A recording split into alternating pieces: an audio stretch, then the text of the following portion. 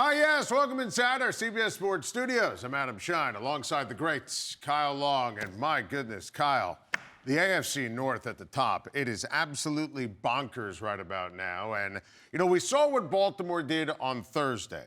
And you're thinking, okay, at least I'm thinking, Ravens about to run away with this thing. Pittsburgh has Indianapolis coming to town.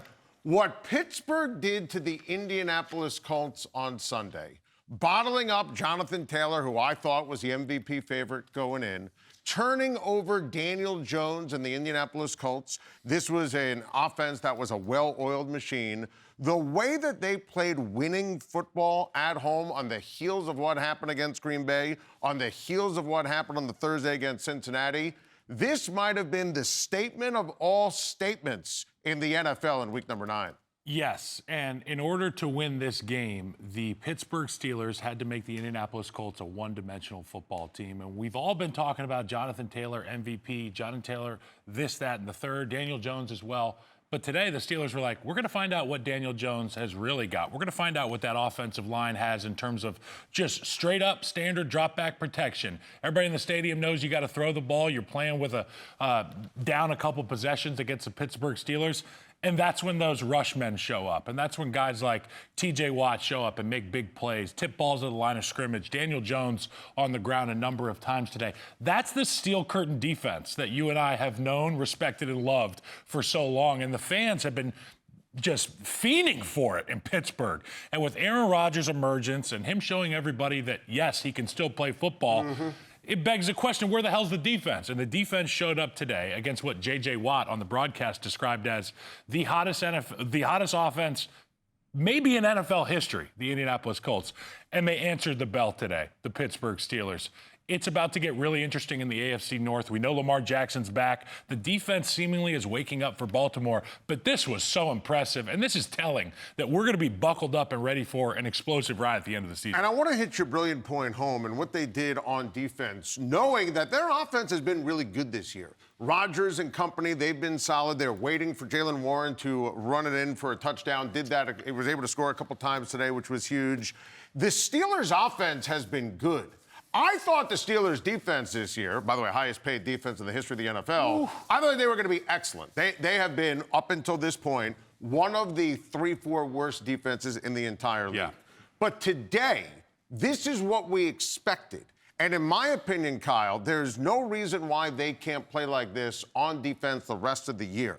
And if they could play like this the rest of the year starting next week, I'm telling you, all bets are off, because literally the betting favorite to win the division is Baltimore. Schedule favors Baltimore. If the Steelers play like this on defense and they just beat the pulp out of the Colts today, they could beat anybody in the NFL. Well, it's funny you say that, because when I think about the AFC North, what does it take to win the AFC North? You got to stop Derrick Henry.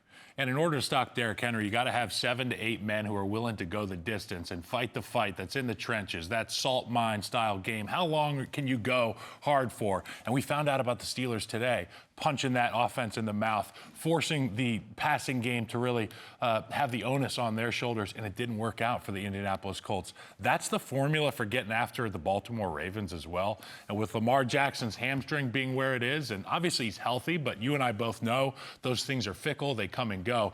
Stop the run, force teams to beat you with the passing game. And I think as it pertains to that Steelers defense, as you said, the most expensive defense in football, there's an old adage in football. All you got to do is show it to me one time. That's right. That's right. I expect it every time. That's right. And it's not just one time against, Joe Schmo. Yeah. This is the Indianapolis Colts, buddy. That's right. This is the football team that has been putting up points at an astronomical rate week in, week out. To handle them the way they did this week, it's very telling. I think so. And it's very telling on the heels of, like we mentioned, the last couple of weeks. And listen, Jordan Love caught fire on that Sunday night game. And then the week before, what happened against Joe Flacco and company when he was only in Cincinnati for a hot minute. So now you get the Steelers defense playing like they did. Lamar Jackson is healthy, which changes everything. When he's healthy, we're talking about an elite special ball player. Obviously has a couple of MVPs and a runner-up last year for the MVP in terms of his resume. So who do you favor? Who do you pick right now? Baltimore or Pittsburgh in the AFC North? Well, if I just take a look at the schedule, and we don't have to think about AFC North, we can just think about the ball games that these teams have to play. And as you know, as well as I do, it's a war of attrition. The schedule for the Pittsburgh Steelers is tough. I mean, you've got Ravens, Bills, Bears, Chargers. The Chargers next week. That's a physical team on the 9th of November. Lions and Ravens to finish it out. But then I look at the Ravens schedule, and it's like, should be a win. Yep. Should be a win. Yep. Should be a win. Should be a win. Pittsburgh Steelers above 500. Again, for the Ravens. That's going to be the AFC North matchup. And then you go down a couple more games, you end up playing the Patriots. The schedule isn't that daunting for the Ravens.